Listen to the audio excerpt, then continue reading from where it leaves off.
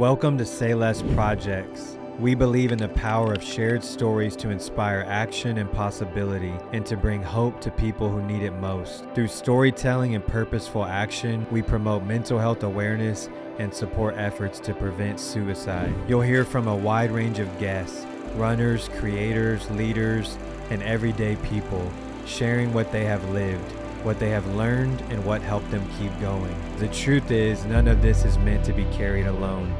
If you feel stuck, overwhelmed, or tired, you are not alone. This is the art of doing something about it.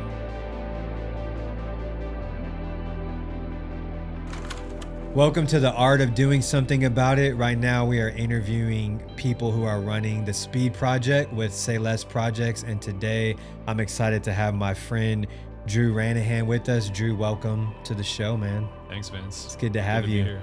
So we'll just start, man. I'd love to hear, because I don't even know this. How did you get into running? So I got into running. I've really been running my whole life. I grew up playing soccer, and there was always a running fitness, had to be at a certain fitness level component to that. But I'd say more competitively road racing, triathlons was about 5 years ago. I had some friends. I was living in the Bay Area in California. I had some friends drag me out to swim in the Bay, and slowly that turned into triathlons and running. Fell out of love with swimming, but I've fallen kind of in love with running and just the process, and haven't looked back since then. Yeah, that's awesome. Who would you say you are outside of running? I'm a recent husband. I got married last month, congrats, so that's man. new. And You're making it hard for all of us with those photos, man.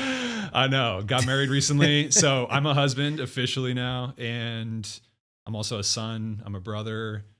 And I love stories. Like, I'm a big movie lover, big TV lover, books if I can, if you give me enough time to finish them and read them fully. But I think I just love stories, and I love spending time with family and friends. I love that. Because, one of the things we've talked about is when you're someone who's like, because you've been playing sports your whole life, you've been active your whole life, it's so easy to like make your identity one of these things. Have you ever struggled with that? For sure. So I played soccer all the way through college, and there's something about dedicating so much of your life to this one thing that in the moment is so rewarding, and you have this sense of teamwork and camaraderie. But when it's over, it's like this hard cutoff. There's not this type of transition. So I don't think I'm alone when a lot of people have that one thing, whether it's sports or band, or it could be anything like that, but then it just stops for whatever reason. And so there was definitely that point where you're looking for that next thing. And I think it took me a while to maybe find what that next thing was, but I mentioned my story with running, and recently that's been the thing that I've looked toward. Yeah, absolutely. So when I reached out to you about the Speed Project, why did you say less? Like, why are you saying yes to do this? I think, there are a couple reasons, but I do think that it's this great intersection of things that I'm personally passionate about, which is challenging myself physically, mentally, through running, through other physical challenges, and also this great cause that we're running for. We've talked a lot about, looking for opportunities within the community to give back, to do mentorship programs.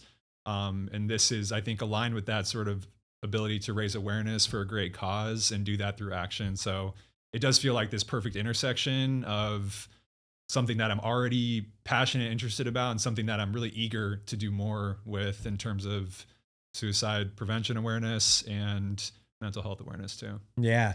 And when it comes to mental health, like, what does that subject mean to you? Because it's such a broad thing, but how has mental health played an important role in your life personally? Yeah, I think, I've certainly had ups and downs myself with it, whether it was times, I've lived all different parts of the country and definitely had moments where I've been pretty low and lonely. When you move to a new city and don't know anybody, or you do that a couple times, it gets a little tiring. So I've had my moments with that, but I'd say probably the experience that is most defining of my relationship with mental health is my brother's experience with his mental health challenges. we shared a room together for 18 years, all the way from the day we were born through high school. And he's someone who went through his own mental health challenges. And part of that story is through those challenges, there were moments where he, called me one time in the middle of a suicide attempt, and another time where I found out about a separate attempt through my father, through a family member close to me. And you can probably tell I'm getting emotional talking about this because it's not something I talk about often. I think in a lot of ways, I've always felt like it hasn't been my story to tell. You have this indirect relationship and impact with someone who's really going through it, these mental health challenges. And so I've always felt like, hey, this is his story. But what was really great was we were talking last week, again, still someone, my best friend, like I officiated his wedding. He was the best man at mine a month ago. And we talked last week and I didn't even ask, but he told me how proud he was that I'm running for this cause and essentially gave me the green light to talk about it here today and to share my experience and my story. And so I feel like Sayless Projects helped make that happen. Because honestly, if I'm just being honest, I wasn't really planning to talk about that here or talk about that as a part of this and maybe to just reference it more indirectly. But it's been really great to hear that from him. And that's been a big part of my why.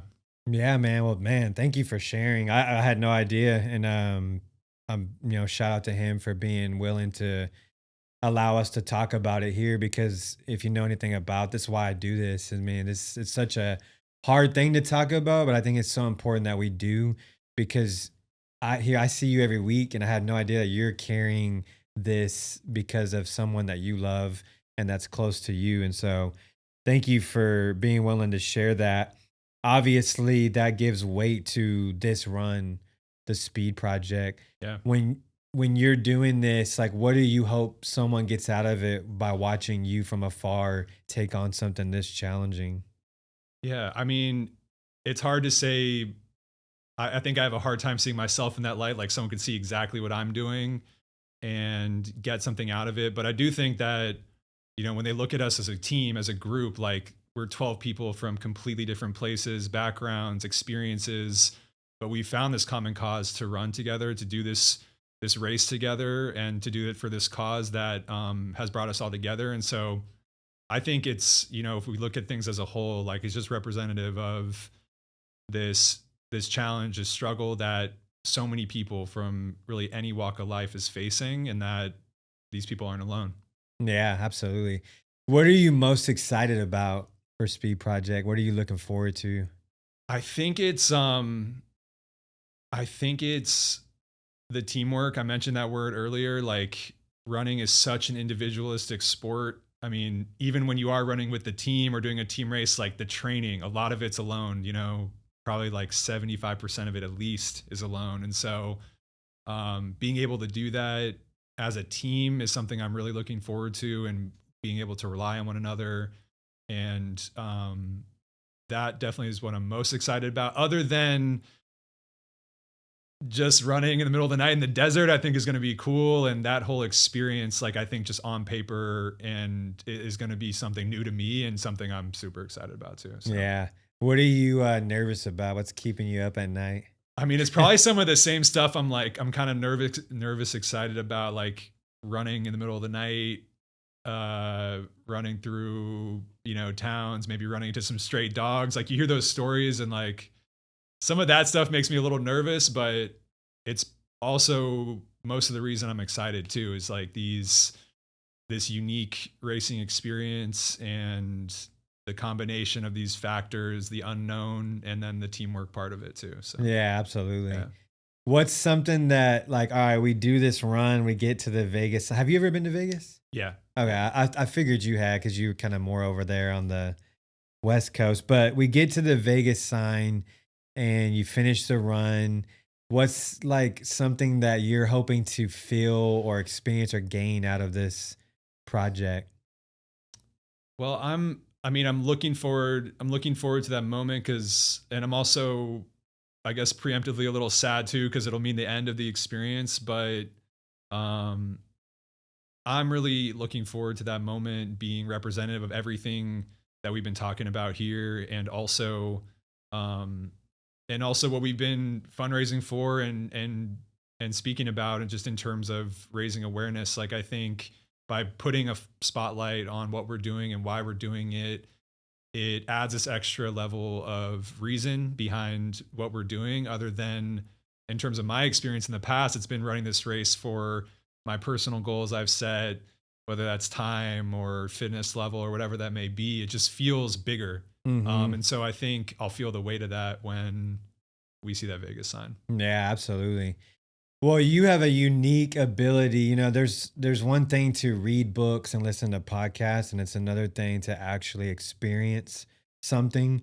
And you have the unique ability to kind of speak on this subject of like, what would you say to someone who might be that person who they have strong mental health, they're pretty consistent, they're in a pretty good place, but they have a loved one or a friend who is going through a difficult time? What are some things that you've done in your life, or some advice you would give to that person to be able to help other people who are battling with real mental health issues? Yeah. I mean, I think a feeling I had for a long time, and I still have at times, and I'm thankful, that some of those more painful moments I shared were about 9 or 10 years ago now. So I'm thankful that they weren't more recent. But looking back, there were moments of helplessness where I felt like I couldn't do anything, where I was either physically not even in the same time zone in some cases, or even if we were, didn't know what to do. And I would just say that's okay. It's okay to not have the answers. It's okay to not know the right thing to say. And it's okay to just be there and to show up. And even if you're sitting on a call and not really saying much or anything at all, or you're just showing up and giving the person a hug, that matters. That makes a difference. Picking up that phone call makes a difference. And you don't even need to have any words or the right words to do that. I love that, man. I feel humbled to be able to do this with you and the others. One of the like resounding responses on like, why are you doing this, when I sent the invite out, was just like, everybody was like, I'm not doing this to, be famous or be seen or whatever. Like, everybody is doing it, I believe, for the right reason and has the right heart. And I appreciate you. You're one of those people. Is there anything you'd want to say to anybody, last words about mental health, suicide prevention, why you're taking this stand and what this means to you personally?